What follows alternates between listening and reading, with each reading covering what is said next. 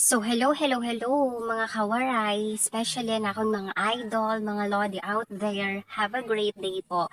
So, for today, mag-share la ako ha iyo ng parang ano ko kahapon. So, I mean, what do we call that? Parang naranasan, 'di ba?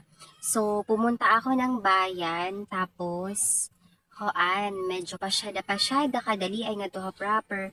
Kaya syempre, tapos naman na akong tuyo ang hadto, 'di ba? So, tambay muna sa plaza. Tapos, while natambay ako, may dalalaki nga ti daop. Ay, diri ako nag-expect nga madaop pa akon bangin medyo natambay lagi hapon. So, dumaop iya akon.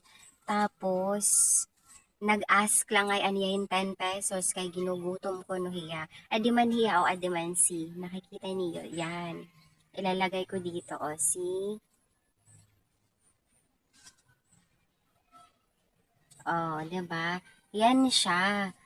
Umaro hiya haakon hin 10 pesos kay ginugutom ko no hiya. Though less budget ako kay syempre hindi rin makita mga rich kid but may da pa man ako 10 pesos. So ginhatag ko ha iya, diba? Syempre, tanan na igihapon ni aton kaluoy ha aton kapwa tawo, diba?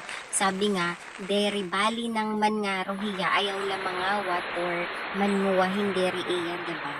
Kay talagang diri liwa talaga ito kaupayan. So panngaro nala if ever, 'di ba? Kung ganun naman lang kung nagugutom ka. Share ko lang naman po sa inyo, 'di ba? Good thing gihapon na niya gimbuhat but I'm not saying dapat magpinan nga ron nalaliwat kita, 'di ba? Yung inanuhan ko lang doon sa kanya is nan nga ro hiya, nag-approach siya hin maupay kay ginugutom man ko no hiya. Though it's up to him kung aano niya ang kwarta nga 10 pesos basta naghatag ako because naluoy ako, 'di ba?